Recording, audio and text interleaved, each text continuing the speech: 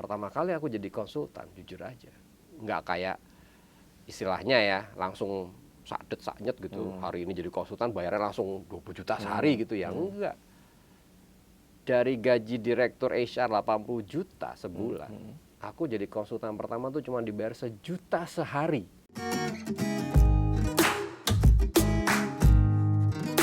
Halo, dulu rencang-rencang sedaya berjumpa kembali di acara Ngasus Sedilu, sebuah acara untuk mengangkat profil profesional ataupun pengusaha-pengusaha dengan akar yang berasal dari Jawa Timur. Kembali bersama saya Cak T. Nah, episode kali ini kita kedatangan tamu istimewa, salah satu teman juga sudah lama saya kenal, salah satu kalau buat saya sih salah satu ini ya master HR gitu ya. Salah satu master HR yang ilmunya juga banyak saya pelajari dan kemudian juga jadi role model saya gitu ya, dalam pekerjaan saya di bidang HR yang sebenarnya karyanya sudah di nasional lah ya, karyanya sudah nasional, bahkan kalau dilihat dari CV-nya sudah berkarya juga secara internasional gitu.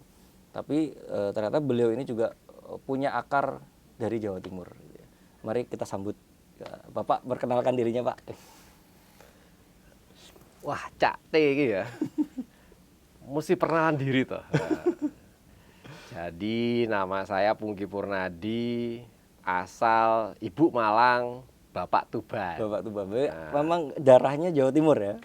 Asli Jawa Timur. Asli Jawa Timur. Tapi kelahirannya di mana? Lahir Jakarta tapi sekolah sempat di Malang. Oh, sempat di Malang. Makanya bahasa Jawa Timurnya masih fasih Oh, ya? nggak hilang. Nggak hilang ya? Nggak hilang. Kalau di rumah dulu waktu sama orang tua masih pakai bahasa Jawa Timuran? Yo, mesti ini. Mesti Kalau ini. ono sing gawe bahasa Indonesia. Oh, gitu ya? Iya. Oke. Coba saya dari dulu bertanya-tanya, memang Pungki itu nama asli, KTP, akta kelahiran? Akte kelahiranku nggak ada. Oh. Cuman nama panggilan. Jadi akte kelahiranku ada 3 huruf gitu ya. Purnadi MW gitu ya. Nah, dalam perjalanan itu kan nulis Purnadi itu agak panjang gitu. Tiba panjang gitu. Terus ya wis, panggilannya apa?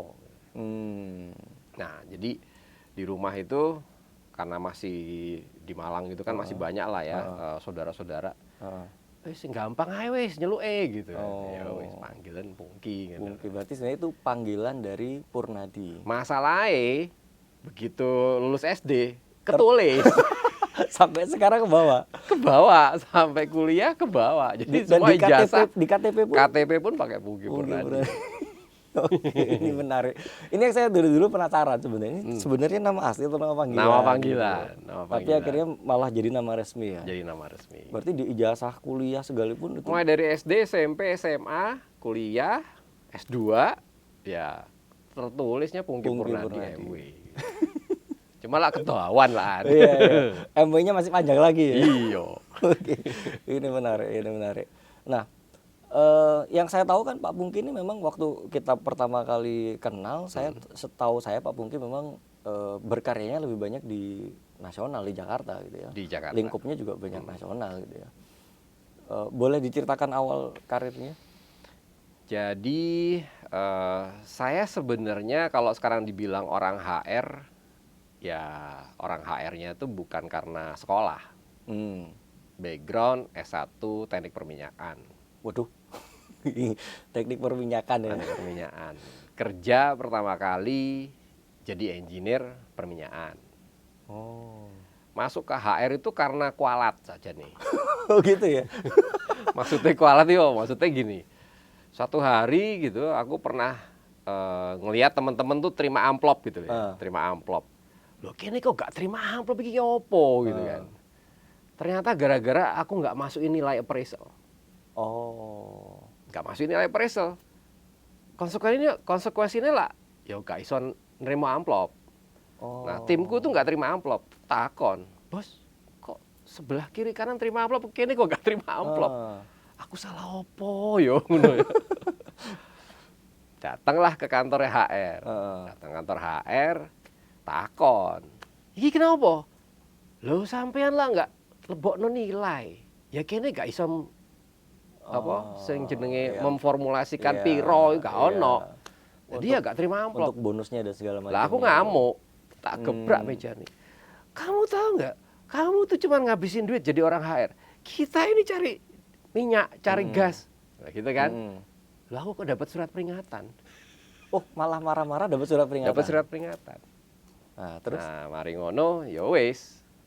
Terus ditawari. Kamu aja kerja di HR gimana? Ini menarik ya. Dapat surat peringatan malah ditawarin masuk jadi di HR. Jadi masuk HR itu sebenarnya boleh dibilang ditawari. Oh. Ini ada posisi butuh engineer tapi Itu setelah berapa lama 3 tahun lah. Jadi setelah 3 tahun jadi engineer langsung ditawarin masuk ke HR. 3,5 tahun, kemudian ini ada posisi nih, butuhnya engineer. Kenapa? Karena ngurusin training. Ngurusin training itu kan dari yang sifatnya soft skill, hard skill. Nah, hard skill itu kan butuh engineer. Oh ya, Karena technical, ada training center, ada Ya. fire and safety, ada macam-macam. Ya. Ya wis lah, selama naik grade dan gajinya naik ya Oh, ada peningkatan. cukup ae. Ada gitu. peningkatan ya. Nah, mari ngono setahun dari kepala training, setahun meneh dari kepala HR, terus dikirim keluar.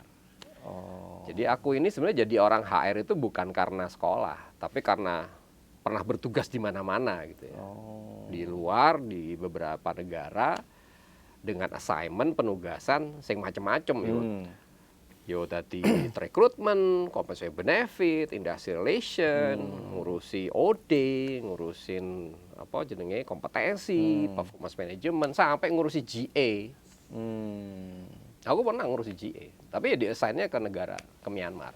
Pernah kemana-mana. Menarik nih, sebagai orang yang dengan background non HR ya, artinya sebagai orang yang functional gitu, kemudian ditawarkan ke HR, kemudian belajar banyak hal. Sing paling angel ketika belajar itu HR yang apa? Sebenarnya HR tuh nggak ada yang susah gitu, nggak ada. Dibanding engineering ya. Cuman HR itu menariknya adalah kalau engineering, ya aku kuliah teknik perminyakan tahun 84. Anakku kuliah teknik perminyakan tahun 2013. Bukunya nggak rubah. Bukunya sek podo. Dan secara keilmuan memang nggak banyak perkembangan. Nggak banyak perubahan. Teknologi paling lebih banyak karena ada otomatisasi. Lebih karena perubahan teknologinya ya. Tapi kalau kita bicara perilaku manusia, wah itu berubah. Generation baby boomers lah ngene. Generation X ngene. Generation Y ngene. Saiki generation Z. Iki lek handle lah butuh sing jenenge MacGyver ngono lho. Iya. Ya kan? Oke. Gak iso langsung, oh itu iso ngene gitu. Iki ngadepine ngene, gak iso. Kita mesti Nggak ada tailor-made. template ya? Nggak ada template. ya? Kita mesti tailor-made sehingga istilah kita nih harus punya terobosan, harus punya kreativitas untuk bisa handle orang itu nggak bisa sama. Belum lagi nanti ada latar belakang misalkan kedaerahan lah, atau di Lokal perusahaan konten yang berbeda iya, lah. budaya-budaya setiap orang datang dari mana tuh kan berbeda-beda. Kayak kita aja gitu. Kita kan dianggapnya orang sing blak-blakan, to the point. Loh kene wong Jawa Timur ngene. Iya. Lek kono gak gelem ya wis gak apa-apa gitu kan. Iya. Masalahnya kan kadang-kadang orang nggak terima. Kamu tuh nggak boleh jadi HR tuh nggak boleh ngomong langsung blak-blakan gitu. Kamu tuh harus saring dulu. Oh, pernah kayak ngalamin kayak gitu ya? Pernah ditegur. Tapi aku bilang, ya kalau nggak mau HR-nya orang Jawa Timur ya nggak apa-apa. Golek ae sing liyane kan gitu kan. Gampangnya gitu kan. Iya. Masalahnya adalah I'm a lucky man. Promosi jadi kepala training karena bosku promosi jadi kepala HR. Promosi kepala HR karena bosku dikirim international assignment gitu kan. Nah, terus ditugasin kemana-mana juga karena bosku pulang. Jadi aku mesti gantian yang pergi gitu kan. Nah, dalam perjalanan sebagai orang HR nih lakinya banyak. Laki dalam artian keberuntungan tuh dalam artian selalu tugas-tugas tuh berhasil, sukses. Jadi mau tugasin mana aja istilahnya kalau orang Perancis bilang perfect. Artinya aku dapat sebuah pengakuan. Nah, terus kalau ditanya, kenapa kamu bisa dapat pengakuan sedemikian banyaknya? Simple, karena saya bukan orang HR. Karena saya orang operation. Bukan HR. Nah, karena saya bukan orang HR, yang biasanya kalau orang HR tuh biasanya punya gelasnya wis penuh, diisi meneh ya tumpah. Nah, karena aku bukan orang HR, ya aku ngeliat dulu, oh gitu toh, oh caranya gitu toh. Jadi ada istilahnya masih ada spare gitu ya, mau belajar. Jadi kalau Cak T nanya gitu, Apa sih yang paling susah? Gak ono sing susah. Selama gelas kita mau dikosongin. Lah kalau gelas kita penuh ya susah. Nah itu kebanyakan kalau sekarang praktisi HR itu kecenderungannya, aku wis 15 tahun, aku wis 20 tahun. Ya itu jenenge lah gak gelem ngosongi gelas. Iya, iya. Nah kita sebagai orang harusnya mau dong ngosongin gelas sehingga belajar hal-hal baru itu nggak tumpah gitu. Semangat continuous learning ya. Gitu. Terus pada titik apa kemudian memutuskan menjadikan HR sebagai jalan hidup? Jadi setelah bekerja kurang lebih 20 tahun dan lain sebagainya, kita melihat bahwa yang namanya HR itu kan dinamis. Aku suka yang dinamis-dinamis gitu, yang sering berubah dan sebagainya. Dan itu tidak ada template. Nah, kenapa? Karena pada saat mikir nih, besok aku kalau kerja mau sampai pensiun atau enggak gitu ya. Kalau kerja sampai pensiun, yang ada aku nggak punya pengalaman. Yang ada punya pengalamaan. Oh, karena melakukan hal yang sama berulang-ulang. Karena melakukan hal yang sama. Ya. Iku lek wong Jawa Timur lang lama iku jenenge. Nah, itu kan. Jadi aku cuma mikir sederhana. Aku mesti berhenti, cari pengalaman. Pengalaman kerja di corporate sudah cukup. 20 tahun multinasional banyak negara. Wis saiki masuk ke domestik. Indonesia tuh indah. Dulu 27 provinsi, sekarang 33 provinsi. Orang semua pengennya pergi ke luar negeri. Ya, aku udah muter-muter 18 negara gitu. Masuk ke Indonesia, aku nggak pernah tuh jalan-jalan 27 provinsi gitu kan ya. Nah, maka berinisiasi untuk aku main domestik. Pasti akan dapat pengalaman lebih banyak. Dan ternyata benar. Jadi kalau ditanya pernah jadi konsultan dari mana? Dari Sabang sampai Merauke. Semua pulau berarti sudah pernah. Pernah jadi konsultannya Semen Andalas. Iku ndek ndi? Oh, Sumatera. Semen Andalas? Aceh. Iya, Sumatera kan? Iya, Aceh. Iya. Aceh. London Sumatera, Medan. Palembang sering, Lampung, Java nih Lampung. Ono gitu kan. Berarti katakanlah hampir semua provinsi. Hampir semua provinsi sampai Freeport. Coba bayangin. Dari 2009 sampai sekarang ya 27 provinsi udah lewat. Artinya jadi konsultan di Newmont gitu, di Batu Hijau gitu ya, di Sumbawa dan sebagainya pernah. Mau masuk Morowali, ayo. Nah itu yang menjadikan kenapa tantangannya lebih bagus, belajarnya lebih banyak. Jadi selain ngajarin orang juga belajar gitu ya. Jadi selain ngajarin orang, belajar. Kenapa? Karena dengan kita tadi ngosongin gelas nih ya itu kan kita tambah terus kan. Tapi pada dasarnya yang namanya kerja HR itu adalah membuat orang menjadi lebih kompeten, ya kan, lebih sejahtera, ya enggak, lebih produktif. Wah, itu pahalanya akeh itu. Ya, makanya kenapa enak jadi orang HR. Kerja di orang HR itu prinsipnya adalah memberi lebih ya. Memberi lebih. Ini yang menarik. Nah, saiki dan memberi lebihnya untuk orang. Untuk orang. Ibaratnya kalau jadi pengusaha yang mikirnya cuan lah ya engkau lah gak digowo mati. Nah, mendingan kita cari pahala, bikin orang yang tadinya nggak tahu jadi tahu, yang tadinya orang itu kurang kompeten jadi kompeten. Sekarang contohnya ya, misalnya aku punya program udah cukup banyak lah alumni, taruhlah alumniku 2.500 3.000 alumni. Saya ini semua direktur. Jadi kalau kemana-mana ya enak gitu loh. Istilahnya jaringannya udah banyak ya. Jaringan udah banyak. Terus udah gitu istilahnya begitu dia jadi direktur kan, ingin Pak Pungki lah, Pak jadi konsultan di sini aja. Enak itu. Nah makanya bertahanlah sampai sekarang jadi konsultan setelah 20 tahun kerja di oil and gas industry dan sebagainya, jadi konsultan. Jadi konsultan itu lebih enrich. Kenapa? Karena dari nggak tahu caranya, misalnya nih bikin kopi, tahu bikin kopi dong, karena pernah jadi konsultannya. Contohnya gitu kan? Nanti ditit gitu ya? Nah ditit wis, promosi gue. Takutnya dikira disponsorin. Enggak, tapi istilahnya jadi akhir tahu semua industri itu macam-macam. Nah, pada prinsipnya kalau kita jadi orang HR tadi harus ikhlas, misalnya ikhlas ya. Wah, ada orang lebih muda, gajinya lebih gede gitu ya. ya ikhlas no. Jangan langsung koar-koar, ngomel-ngomel gitu kan. Loh, rezeki itu udah ada yang ngatur. Iya, iya. Yang penting kita do the best. Yang penting kita bisa develop orang. Yang penting kita bisa buat orang lain lebih seneng. Iya. Nah, itulah pahala kita. Gitu. Kelihatannya simpel tapi dilakoni susah ya. Loh, buktinya konsisten ya. Kalau aku sih konsisten sampai sekarang, aku bantu orang supaya mereka lebih baik. Nah, contohnya Cak T kan. Oh iya. Contohnya Cak T. Saya ini termasuk pengagumnya Pak Pungki. Aku wis ngene-ngene ae, Cak T ini wis nang ndi-ndi ngono. Wah, belum lah. Kalau dibanding Pak Pungki masih jauh lah saya.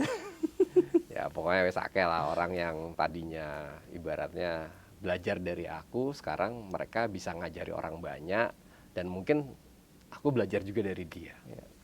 Ya, satu hal yang saya kagum dari Pak Pungki ini, pendekatan HR-nya ini sangat struktural dan sistematis. Nah, itu yang satu hal yang kemudian selalu jadi pegangan saya lah dalam bekerja ya. Dalam arti kalau mau buat sesuatu apa-apa, saya selalu pikirkan dulu, kalau pesannya Pak Pungki itu harus dipikirkan dulu purpose-nya apa, dampaknya ke bisnis apa, dampaknya ke organisasi apa gitu. Jadi itu yang selalu ingat betul gitu ya. Ya. Gitu. Dan HR itu nggak bisa pendekatannya hanya sepotong-sepotong. HR itu harus integrated. Ya. Jadi kalau kita ngomong HR itu singkatan dari human resource, kalau saya bilang singkatan dari hiring to retiring. Oh iya, itu satu lagi yang saya ingat dari ilmunya Pak Pungki. Ya kan, hiring to retiring. Lah ngomongin hiring to retiring, gak iso mek di tengah-tengah ngomongin rekrutmen, di tengah-tengah ngene ngomongin remunerasi gitu, gak iso. Ya, dari awal di hiring sampai di retiring itu harus terintegrasi dengan baik. Nggak boleh ada yang lepas-lepas. Kalau nggak nanti jadi silo. Mentalitinya silo. Orang hire tuh banyak yang silo. Aku iki orang rekrutmen, dikongkon ngalih nang industri relation gak gelem. Sementara sama ada orang industri relation, wah aku iki backgroundnya legal, gak iso aku ngurusi rekrutmen. Loh sapa kondo? Orang ini teknik perminyakan. Lah iya. Loh, aku udah exercise, anak buah aku backgroundnya legal tuh jago ngomongin psikologi loh kalau pas rekrut. Oh iya? Iya. Yang psikologi jago ngadepin serikat pekerja. Lah psikolog itu kalau iso moco. Iki ketua SP ini DISC ini opo? Cepet deh. Yang jelas gara-gara kepala industri relation tuh psikolog, ketua SP ini meneng ae wis. Melo ae wis ngono. Iya. Benar. Itu contoh gimana caranya kita mencoba membuka tadi ya. Gelas itu jangan penuh, gelas itu harus dikosongi. Mbok ya belajar banyak gitu lah. Jadi kalau kita udah merasa senior, ya enggak juga. Saiki senior itu lah cuman jenenge umur atau masa kerja.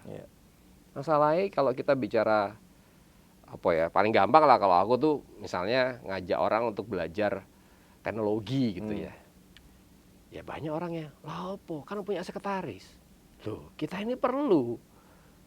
Ngomongin Excel ya, gak iso nggawe Excel ya lucu lah. Pivot aja gak gelem.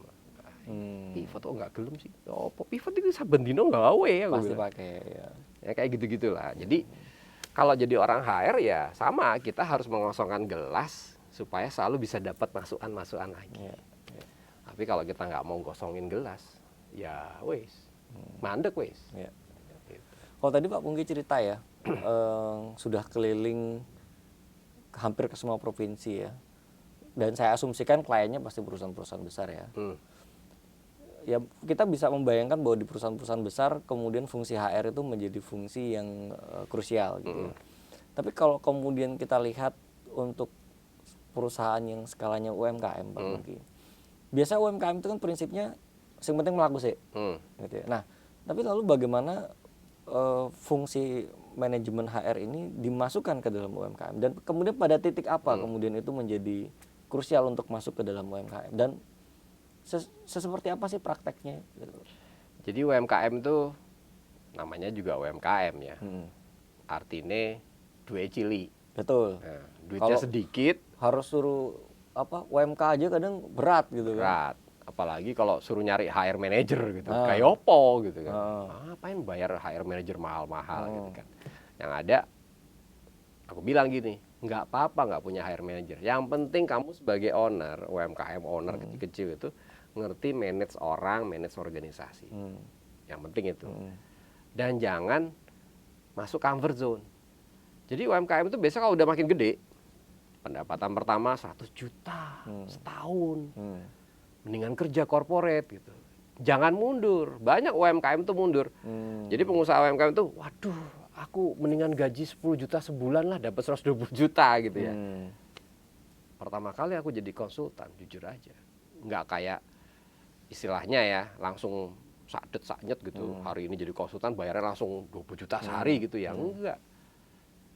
Dari gaji direktur HR 80 juta sebulan, aku jadi konsultan pertama tuh cuma dibayar 1 juta sehari. Itu tahun akhir 2000-an ya? 2009. 2009 ya. Jadi bayangin dari gaji 2008 tuh aku punya gaji 80 juta sebulan. Jadi konsultan cuma 1 juta sehari. Artinya kalau kerja 20 hari, ya gajiku cuma 20 juta. Cuman seperempat. Cuma seperempatnya. Tapi konsisten dijalanin. Jadi kalau dibilang, wah bayarnya Pak Pungki itu paling mahal ya, sekarang sehari 20-25 juta gitu. Ya itu sekarang. Bien. Susahnya opo gitu kan. Berarti Pak Pungki sendiri mengalami sebagai UMKM berarti ya?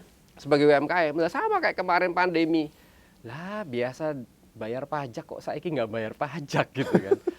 Orang pajak juga curiga. Ini kenapa perusahaan Pak Pungki kepada UMKM semua gitu. Kita punya 3 perusahaan gitu, semua UMKM tiba-tiba karena pandemi. Lah orderannya medun nih. Ibaratnya sekarang klien-klien yang gede-gede biasa bayar konsultan terus tiba-tiba karena pandemi kan ya pengetatan, nggak wani lah bayar konsultan larang-larang. Lah ono konsultan 1 juta sehari ya iku sing dijoko. Ya, gitu. itu kan perusahaan besar saja ketika terjadi sesuatu yang major terhadap bisnisnya, HR itu ibaratnya jadi yang nantilah, apalagi UMKM nih. Balik soal UMKM. Jadi UMKM itu kadang-kadang terlalu comfort zone. Begitu udah dapat cuan akeh dari 100 juta dapat 200 juta setahun, 300 juta setahun sampai akhirnya 1 miliar setahun gitu. Lali, lupa bahwa yang namanya growth of the business is depend on the growth of the people. Basically, we are not developing business. Basically, we are developing people. To grow the business. To grow the business. Artinya, kalau kita udah punya bisnis bagus, sempatkanlah untuk mendevelop orang supaya growth-nya tuh multiplier. Nah, kebanyakan UMKM wis keenaan dodolan. Pendapatan akeh, customer akeh, lali. Kalau buat UMKM tuh praktek sederhananya untuk develop orang kayak gimana sih Pak Pungki? Jadi gini, contoh ya, saya nggak boleh sebut tapi ini UMKM yang saya bina gitu ya. Tapi adalah di suatu daerah gitu ya. Dia dapat pendapatan, wah bos, kita tahun ini naik nih. Jadi harus bayar pajak. Piro, gue bilang gitu kan. Ya, pokoknya naik lah dari biasa nggak bayar pajak, yang pendapatan di bawah 500 juta, sekarang mulai bayar pajak. Cuma 0,5%, belum sampai 1 M. Terus aku bilang, coba orang-orangmu tuh di training. Training? Kan duit lagi bos, keluar lagi duit gitu kan. Loh, kalau kamu training orang itu akan loyal loh. Ya, itu yang pertama. Yang kedua, kalau orang itu kamu training ini bukan belum sampai job assignment ya, baru training. Artinya orang itu nanti bisa ngembangin diri lagi. Bisa di-stretch lagi. Bisa di-stretch lagi. Ibaratnya kalau dulu kamu kasih kerjaan 1, sekarang kamu bisa kasih kerjaan 2. Gitu ya bos? Iya. Ya udah pilihin siapa yang mau di training. Training marketing lah, training digital marketing lah. Disitulah muncul kemudian learning need analysis. Iya, artinya begitu dia UMKM yang tadinya masih dodolan biasa gitu, saya kira wah digital marketing men, gitu. Main online, multiplier lah biasa jualan. Training 1 orang meningkatkan kapabilitas organisasinya. Betul. Itu baru training. Yang aku bilang training itu impact-nya paling kecil. Nah, yang paling gede ditanya kan, Mariono. Bu, orangmu itu diputer-puter. Jangan bos, itu kalau udah biasa megang alat itu, wih jagonya di situ. Nanti kalau diputer harus belajar lagi yang lain. Terus aku bilang, iya. Terus kalau tiba-tiba anak orang itu sakit, mati kok, aku bilang gitu. Bener, kejadian pandemi, kena deh, kolaps UMKM ini. Nah sekarang aku kasih tahu bagi UMKM yang sekarang ini lagi growth gitu, lagi bagus gitu ya.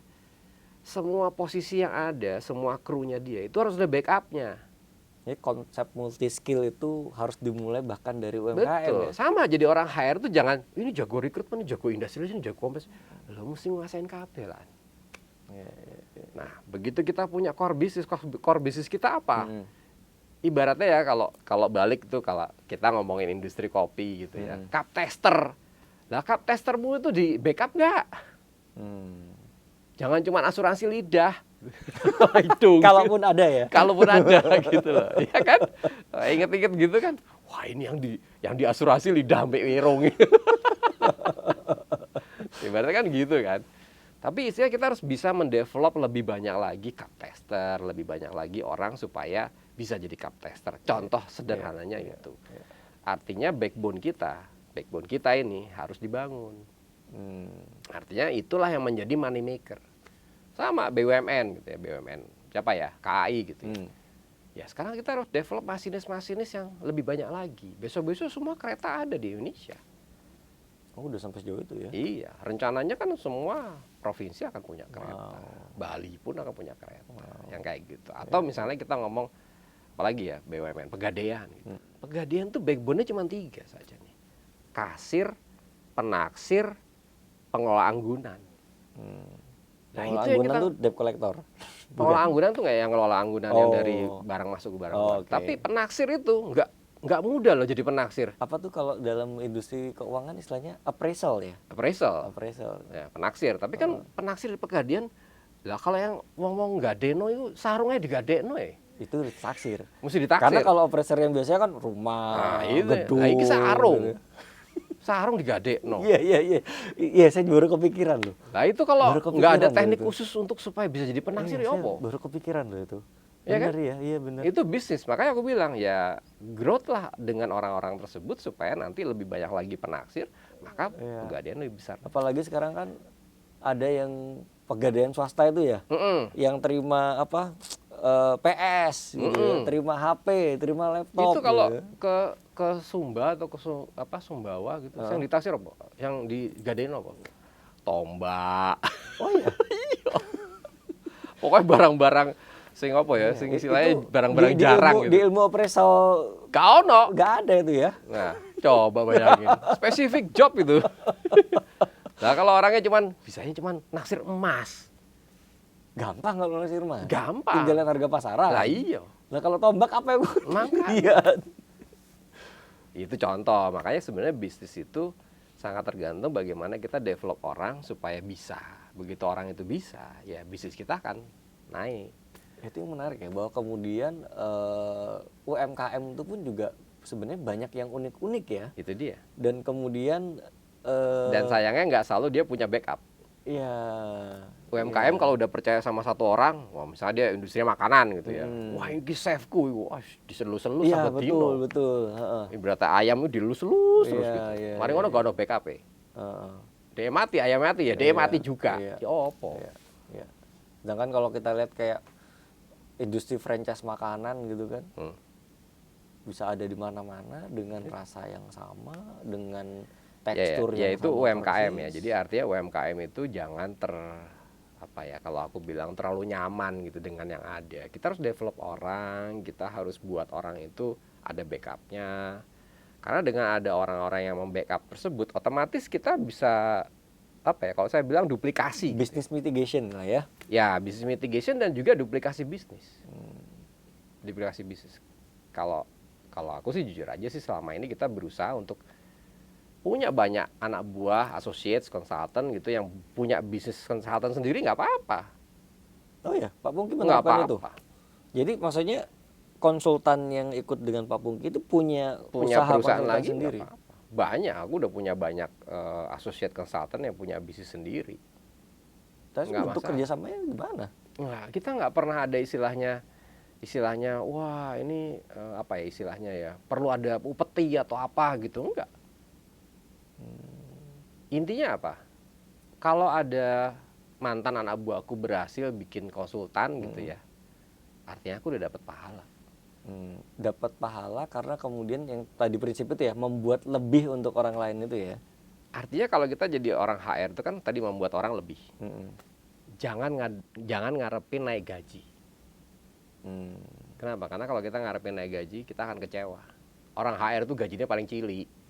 Ini ya tapi ilmunya yang ini ilmu tingkat tinggi. Nah iya. Ibaratnya nih kalau aku ngelihat ya associate atau Diomong gampang, dilakoni itu kadang atau susah, Pak. lah Cak T, sopo meneh gitu kan. Wah, aku sing ngajari biyen niku ngono kan. Iya, kecenderungan orang akan seperti itu. Kalau aku ya wis. Emang mesti ngono gitu. Emang rezekine gitu loh. Yang penting kan kita masih tetap menjalin tali silaturahmi. Gitu kan. Ya, contoh lah tiba-tiba Pak Pungki mau ikut training jadi asesor gitu. Terus yang training siapa? Iku mantan muridnya. Ya gak apa-apa. Orang kadang-kadang mikir, nggak salah gitu. Ya nggak apa-apa, yang namanya orang tadi itu. Jangan merasa kita udah senior terus kita nggak mau belajar sama yang junior. Ya. Kuale. Kita harus belajar dari siapa aja. Ya. Itu kalau di coaching tuh ada istilahnya reverse coaching ya. Iya. Istilahnya ya, reverse coaching. Terus yang kedua adalah kita ini ya kalau jadi orang HR ya kita harus tadi ikhlas gitu. Ya, jangan istilahnya ngomel-ngomel, wah iku orang misalnya J6 umure sakmono, gajine sakmene. Aku sing wis tuwek, wis apa jenenge wis akeh, masa kerjanya mek sakmene. Jangan dibanding-bandingin, itu udah ada aturannya, sudah ada yang ngasih. Kita ya terima, bersyukur. Kenapa? The more we can give, the more we can get. Jadi kalau aku ngasih training gratis gitu ya. Itu masih dilakukan ya sampai masih. CSR, Jogja, Semarang, Surabaya. Ya karena saya ingat dulu waktu pertama kali saya kenal Pak Pungki itu kami ajak Pak Pungki di komunitas HR yang kami bentuk di Jawa Timur ya. Untuk Pak Pungki sharing di situ. Ubaya, IBM, Iya. apa meneh wis. Akeh nang Surabaya iku kan. Bener. Ya kan? Dan itu waktu itu Pak Pungki baru mengawali karir di konsultan ya. Betul. Jadi ya istilahnya Tuhan tuh pasti akan kasih jalan kalau kita dengan ikhlas memberikan, ya kita pasti akan dapat juga. Nggak mungkin lah kita nggak akan dapat. Nggak mungkin. Jadi kalau pandemi ya anggap aja bahwa itu adalah cobaan hidup. Tinggal kita mampu nggak istilahnya ya. Kalau kita komplain tentang COVID dan sebagainya, ya susah kalau kita komplain. Tapi kalau kita bilang, wah itu bagian daripada perjalanan hidup supaya kita lebih tough. Itu. Dan akhirnya kita bisa ngadepin yang lebih tough lagi. Itu berarti terdampak sekali ya waktu pandemi ya? Klien hampir 70% berhenti. 70% berhenti. Ibaratnya kita dari pandemi, ibaratnya biasa punya pendapatan 100%, pandemi itu pendapatan kita cuma 10%. 10%. Makanya orang pajak pada curiga, lah ini biasanya bayar pajak kok tiba-tiba nggak bayar pajak. Lah emang dapatnya UMKM lagi gimana? Ya. Tapi bersyukur, kenapa? Karena dengan adanya pandemi itu akhirnya kita mencari terobosan-terobosan baru. Ya, saya ikut IG-nya Pak Pungki, banyak kemudian programnya online. Terus kita pertama kali pandemi itu kita mulai memperkenalkan namanya kelon. Apa tuh? Kelas online. Oh iya. Paling ngono bengi-bengi, wah iki kelonan gitu.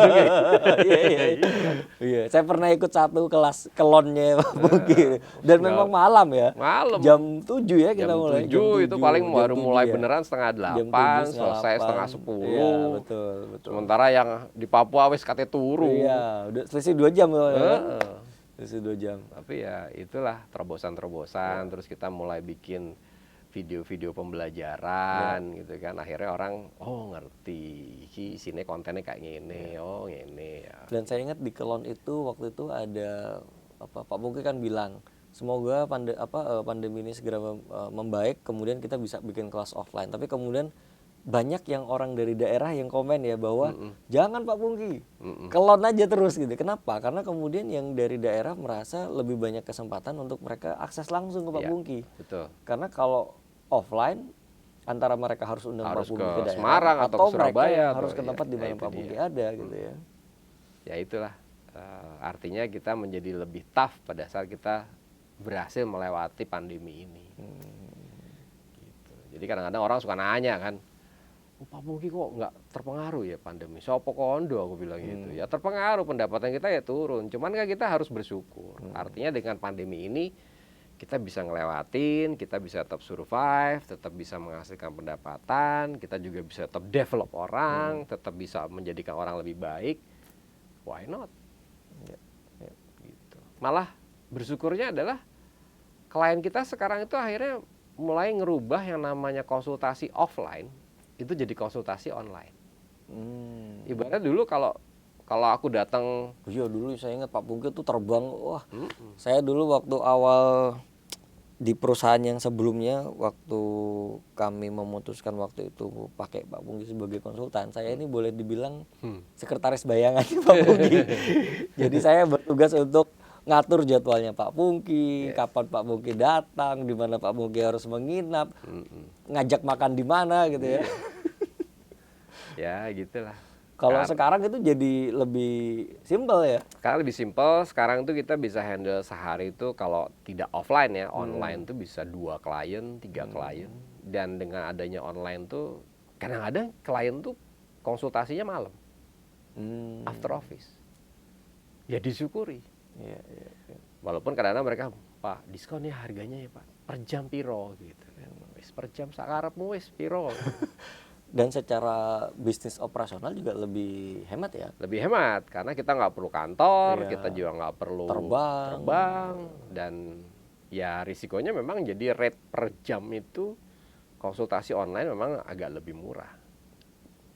Jujur aja agak lebih murah. Maksudnya secara pengeluaran operasional juga berkurang. Betul, berkurang jauh. Hanya saja memang kadang-kadang gitu ya, kadang-kadang tuh orang merasa bahwa dengan konsultasi online tuh kok agak kurang greget ya. Gitu. Memang sih, memang. Ya jangankan gitu Pak Pungki. Saya di kantor juga ketika kemudian harus memfasilitasi training secara online itu juga orang ngerasa ada apa? Penyerapannya emang kurang. Iya, betul. Penyerapannya emang kurang. Dan kita terbatas dengan metode ya. Kita terbatas dengan metode. Iya, walaupun ada breakout room ataupun apa di Zoom tetap aja. Betul. Tapi beberapa, kalau saya bilang fanatik ya, klien-klien fanatik itu nggak pernah mau pandemi mau apa Pak, datang ke kantor, wis. Datang wis. Klien fanatik saya akeh. Cuman ya, itu tadi kadang-kadang minta diskon. Jadi ya kita menyesuaikan. Tapi pada dasarnya agility kita tuh memang di situ ya. Jadi istilahnya kita bisa ngelihat bahwa kalau saya kan konsultan yang milih klien. Oh ya? Iya. Kenapa begitu Pak? Loh, saya kira akeh sing klien itu njaluk-njaluk itu akeh. Tapi nggak komit. Oh. Aku nggak suka jujur aja. Ibaratnya kita bantuin klien gitu ya. Terus jadi nih udah nih, terus masuk laci kayak opo. Jadi bukan hanya mengejar rate saja ya. Bukan hanya mengejar rate, artinya pada saat kita melakukan identifikasi klien tuh kita udah lihat ini klien serius apa enggak ya. Kalau kliennya cuma pengen punya anto, ya panggil konsultan lain aja wis. Sampai menolak gitu? Banyak. Kenapa? Karena apalagi kalau yang ngajak, nanti Pak ya kalau harganya segini Bapak gross up aja gitu. Aku gak gelem. Ada yang seperti itu? Waduh, akeh. Makanya gak gelem aku kayak gitu. Aku bilang, aku ini udah pernah istilahnya kalau dulu kerja di oil and gas tuh gratifikasi banyak nggak pernah dilaporin. Nah, apa mau terus-terusan begitu? Ya enggak lah. Kalau ibaratnya dulu penjahat ya sekarang ya jangan jadi penjahat terus gitu loh. Ya sekarang harus jadi orang baik, apalagi umur bertambah gitu kan. Ibaratnya kayak gitulah. Jadi istilahnya kalau kita jadi pengusaha itu ya nggak selamanya kita harus jadi pengusaha yang kejam gitu ya. Jadi pengusaha itu ya harus ada tadi tuh CSR. Makanya kenapa sejak 2014 aku punya program CSR untuk bagi-bagi ilmu, bagi-bagi pengalaman. Jadi dulu tuh kan CSR kita pertama kali itu kan tujuannya adalah praktisi SDM di daerah. Kenapa? Wah, ikut program Pak Pungki di Jakarta mahal. Iya memang. Apalagi serian kan. Mari ngono, wow, 3 bulan, kok suwemen gitu kan. Ya sudah, kalau gitu aku yang terbang deh ke Jogja, ke Semarang, Surabaya. Kita kasih program yang murah meriah. Ya itu akhirnya jadi program CSR yang berkelanjutan. Kenapa? Karena pada intinya ya sama kalau di muslim kita harus kasih zakat gitu ya. Kita juga bagiin dong. Lah sampean wis dibayar larang-larang kok mosok nggak bagi-bagi gitu. Ya kita bagi-bagi. Karena nggak ada ruginya ya. Nggak ada kita ruginya. bagi-bagi ya. Karena itu tadi konsepnya Pokoknya adalah the more you give, the more you can give, the more you can get. Itu. Oke. Pak Pungki, kalau tadi dari arah apa yang di-sharingkan sama Pak Pungki itu ya, saya melihat justru Pak Pungki bukan banyak membagikan tentang konsep dan praktek HR-nya, tapi malah lebih ke filosofi dari HR itu sendiri gitu ya. Iya. Nah, tadi kan kita ngomongin soal UMKM dan segala macam. Lalu kemudian Pak Pungki menyebut bahwa sebagai praktisi HR, biarpun udah senior, kita tetap juga harus belajar sama yang masih junior gitu ya. Nah, tapi untuk praktisi-praktisi HR junior atau yang mungkin baru memutuskan untuk saya mau kerja di bidang HR, apa yang bisa Pak Pungki berikan sebagai pegangan?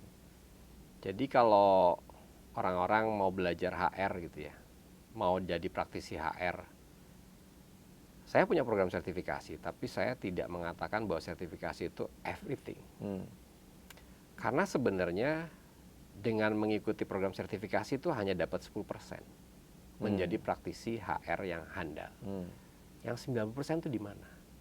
90% itu adalah di pekerjaan kita. Nah, di pekerjaan kita ini sekarang dengan lingkungan yang sangat dinamis dan juga toksik. Itu tadi yang saya katakan bahwa kalau jadi orang HR itu ya punya niat baik. Punya niat baik, punya positive thinking, punya positive action. Yang tadi, kita tuh menjadi orang yang membantu orang lain jadi lebih baik. Ya, dan kita harus ikhlas. Nah, kalau kita nggak ikhlas lihat orang lain kok lebih jago dari kita ya, terus kita nggak isangin, terus aku nggak mau bagi-bagi gitu ya, nggak bisa.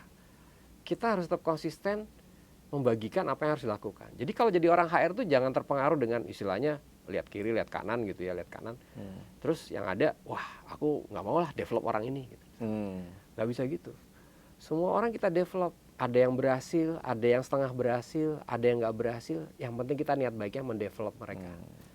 Begitu kita develop, mereka baik, mereka bagus, mereka pasti akan terima kasih sama kita. Mereka pasti akan selalu ingat sama kita. Karena kita adalah orang-orang HR yang punya niat baik untuk mendevelop mereka. Sehingga pada saat mereka keluar, resign dari perusahaan dan mereka sukses di perusahaan lain dan sebagainya, pasti mereka akan ingat bahwa kita develop mereka. Nah, jadi itu yang pertama, jangan pernah istilahnya punya niat tidak baik. Jadi harus punya niat baik dan ikhlas. Ya, itu penting. Yang kedua, tadi ngosongin gelas. Jadi setelah ikhlas, kosongkanlah gelasnya. Kenapa? Dengan mengosongkan gelas kita bisa belajar banyak. Yang tadi istilahnya yang senior ya jangan mentang-mentang udah senior nggak mau belajar sama yang junior. Ya harus terus belajar. Kenapa? Karena pada dasarnya ilmu yang ada di HR ini itu berkembang. Dan sangat-sangat berkembang, sangat cepat perkembangannya. Ibaratnya kalau ngomong engineering lebih mudah lah. Kalau kita engineering benerin mesin ya ganti spare parts atau apa lah. Kalau orang apa yang mau diganti spare part-nya? Gak iso lah. Jadi kita harus ngosongin gelas. Jadi sudah ikhlas, ngosongin gelas, terus berikan yang terbaik. Ibaratnya berikan yang terbaik itu semakin banyak yang kita bisa berikan yang terbaik, kita juga akan dapat. Konsepnya the more we can give, the more we can get. Nah, belajar HR sendiri itu harus terintegrasi. Jangan cuma sepotong-sepotong. Ya, kenapa? Karena ada orang jago industrial relation, dia nggak tahu bahwa di depan industrial relation ada masalah-masalah yang sebenarnya pembenahan organisasi, pembenahan values, pembenahan rekrutmennya, pembenahan organisasi dengan jabatan-jabatannya, sistem karirnya, itu banyak masalah. Kenapa terjadi masalah di hubungan industrial? Itu jangan-jangan organisasinya nggak benar. Jadi jangan cuma disalahkan hanya katakanlah serikat pekerjanya gitu ya. Betul. Tapi kenapa kemudian serikat pekerja itu bersikap seperti itu gitu ya. Jadi sebenarnya baik lagi, malah kadang-kadang kalau dari survei kan kalau kita di survei di Apindo punya data tuh. Perusahaan-perusahaan yang sering demo. Jawabannya ternyata perusahaan-perusahaan yang sering didemo oleh buruhnya itu adalah perusahaan yang orang HR-nya banyak. Oh iya? Iya, coba aja cek. Apindo punya datanya. Nah, masalahnya adalah ternyata orang HR itu tidak menempatkan pada posisi tadi, mengedukasi, mengembangkan serikat pekerja. Serikat pekerja tuh kalau diedukasi dia akhirnya sadar. Lah serikat pekerja yang kerjanya demo itu karena nggak diedukasi. Kita tidak memberikan kesempatan mereka untuk dikembangkan. Ya susah. Yang ada kan mereka komplain. Terus ada orang HR, wah iki sparring partner iki enak iki. Sasaran. Iya. Tapi begitu nggak ada orang HR kan mikir kan, Iya. sopo sing katanya dijadiin sparring partner. Oh no. Akhirnya demo. Jadi ikhlas, kosongkan gelas, lakukan yang terbaik. Dan, Integrated tadi ya. Ya, integrated. Jadi jangan belajar sepotong-sepotong. Kalau belajar HR itu ya dari ujung ke ujung. Dan melihat permasalahan sumber daya manusia itu tidak hanya bisa dari satu sisi gitu ya. Nggak bisa hanya dari satu potret, tapi harus dari Banyak angle, komprehensif. keilmuan gitu ya. Iya. Makanya ada yang bilang kalau jadi orang HR itu sebaiknya jangan backgroundnya HR. Gitu ya. Karena kalau jadi orang HR, backgroundnya HR sudah merasa punya modal. Tapi kalau kita merasa tidak punya modal, pasti kita mau belajar. Tapi begitu kita merasa punya modal, wis aku wis cukup, percaya wis cukup, pada dunia berkembang, Ya. teknologi maju, terus kita nggak mau belajar, wis ketinggalan, disalib. Ya. Gitu. Makanya kalau ada gitu orang-orang praktisi HR, Pak Pungki kok ikut training? Bapak masih ikut training? Masih. Terakhir ikut training tentang apa? Training tentang iku agility ku apa sih? Binatang apa iku agility? Ternyata yang namanya agile organization itu adalah organisasi yang lincah, cepat tanggap, dengan orang-orangnya juga ngikuti. Karena basically we cannot change the people, but organization do gitu. Makanya kenapa gimana sih caranya bikin organization yang agile gitu ya? Karena dengan organization yang agile orang ikut. Nah ini yang kebanyakan praktisi HR ngertinya cuma H sampai R tadi, padahal di depannya itu ada O, organisasi. Ya. Makanya kenapa biasanya saya kalau benahi klien itu ya benahi organisasinya dulu, baru benahi H dan sampai R-nya. Ya. Oh iya betul. Jadi ya karena tadi itu ya integrated itu ya. Iya. Oh no. Oke, menarik. Terima kasih waktunya. Sama-sama. Semoga ini bermanfaat ya buat kita semua, praktisi HR maupun praktisi UMKM, bahwa kemudian mengelola UMKM itu juga kita perlu untuk memanage atau melakukan pengelolaan terhadap sumber daya manusianya. Dan itu harus dimulai dari UMKM, bahkan dari yang terkecil sekalipun. Oke, sampai bertemu di episode berikutnya di Ngaso Sedilu.